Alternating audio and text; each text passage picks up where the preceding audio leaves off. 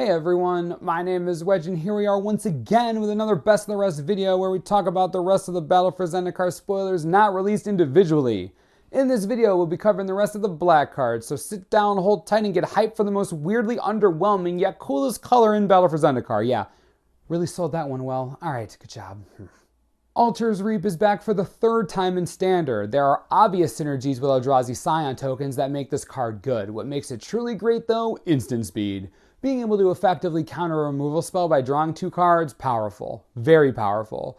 Turning your inevitably dead creatures into card advantage, who doesn't want that? Altar's Reap is a fine one of an unlimited deck. Bloodbond Vampire is 4 mana for a 3/3 Vampire Shaman ally. Whenever you gain life, put a +1/+1 counter on the vampire. We touched a little bit on it in the Best of the Rest White video yesterday, but life gain is a strategy in Battle for Zendikar Limited.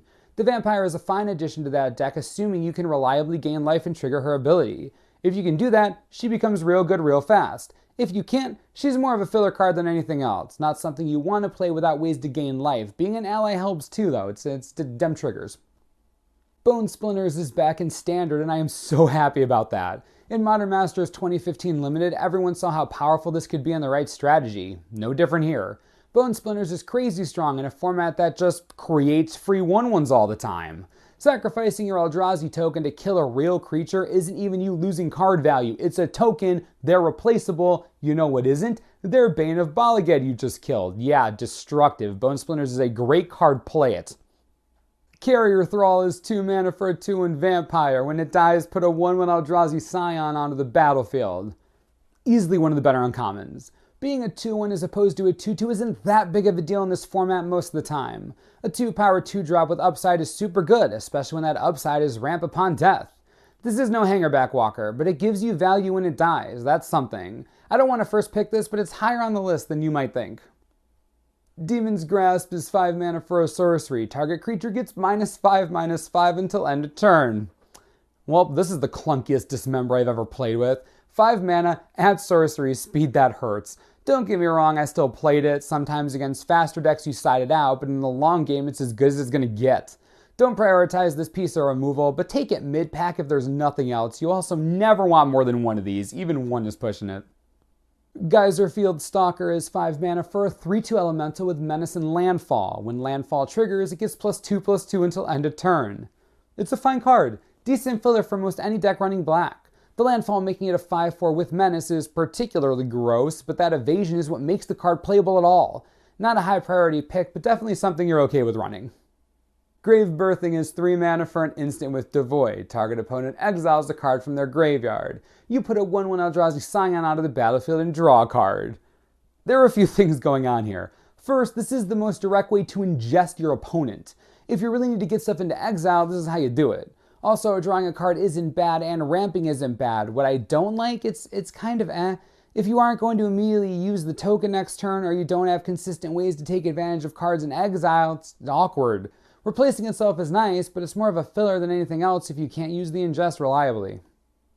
Grip of Desolation is 6 mana for an instant with Devoid. Exile target creature and target land. Boys and girls, take a look. This is the single best black uncommon in the set. Hands down, not even close. It's instant speed, it exiles the cards, it exiles a land in addition to a creature, that's just cool. And did I mention instant speed? The thing is disturbingly good. Honestly, first pickable for sure. One of the best removal spells in the format. 10 out of 10, amazing. Colostria Healer is 2 mana for a 1/2 Vampire Cleric ally with Rally. Whenever it or another ally enters the battlefield under your control, each opponent loses 1 life and you gain 1 life. In general, you don't want to play this card. If you're in the black-white ally life gain deck, this is necessary for victory. It's the only time you want it, and trust me, you'll know when to start taking them. This trigger is outrageously powerful if you can activate it frequently. Players will say this card is bad, and in any other deck, that's true, not this deck. Not the black-white deck. They're so good. So good. Speaking of the life gain deck, Malakir Familiar is 3 mana for a 2/1 bat with Flying and Death Touch. Whenever you gain life, it gets +1/+1 until end of turn. This is great. Even outside of the life gain deck, this is very, very good. Flying and Death Touch are cool together, plus it has 2 power. It's exactly what you want. The life gain trigger is just icing on the cake. That is a great creature. If you find yourself in black, play this. Just play it so hard. Myers Malice is terrible. This card is bad. You see this card right here? Yeah, Don't play this ever. No, just no. Nirkana Assassin is 3 mana for a 2/3 vampire assassin ally. Whenever you gain life, it gains Death Touch until end of turn. I played a few of these this past weekend and they were good. 3 mana for a 2/3 in general is pretty much where you want to be. Death Touch is nice to get a few points of damage in here or there, but other than that, it's the perfect filler creature. Rising Miasma is 4 mana for a sorcery. All creatures get -2/-2 until end of turn. It also has Awaken 3 for 7 mana. I love Awaken, you should love it too. The card itself though, great. It's like Eyeblight Massacre but way less discriminatory. There are a ton of strategies that live off 2 toughness creatures, Landfall being the one that comes to mind first. Rising Miasma is good, but only great in control decks. Do not run this card if it's going to hurt you too. Every creature you lose reduces its value significantly, so remember that. Silent Skimmer is 4 mana for a 0/4 Eldrazi drone with Devoided Flying. Whenever it attacks, defending player loses 2 life. Isn't this the weirdest card ever? Silent Skimmer does one thing really well, it gets through for 2. It has flying, so it's hard to block and kill in combat. It doesn't even deal damage, so there that goes. There are 2 problems. First, it isn't damaged, so you can't redirect it to walkers. That sucks. Second, it has 0 power, so it blocks like garbage. Much worse than a 2/4 most of the time unless you're the aggressor and you need the skimmer's damage. If that's the case, certainly playable. Sludge Crawler is 1 black for a 1/1 Eldrazi drone with Devoid Ingest, and you can pay 2 colorless to give it +1/+1 until end of turn.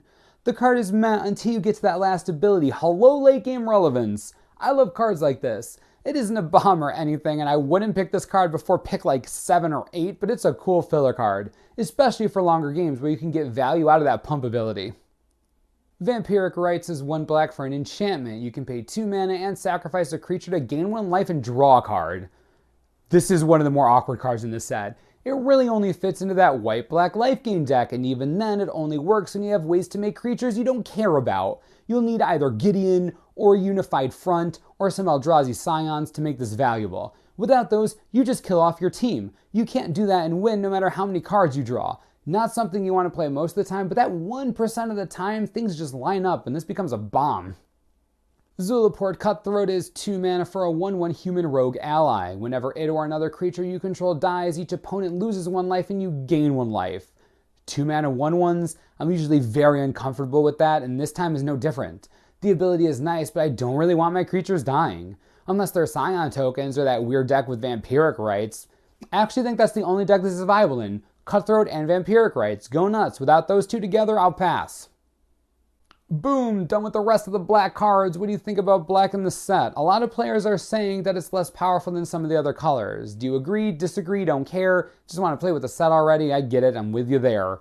The pre-release is only a few short days away, so stay tuned for the rest of our Battle for Zendikar coverage, including the rest of this series and our pre-release guide. Oh baby. As always, subscribe for the latest and most reliable Battle for Zendikar spoiler information you could ever need. This is the Manosaurus, I'm Wedge. Thanks for watching, we'll see you next time.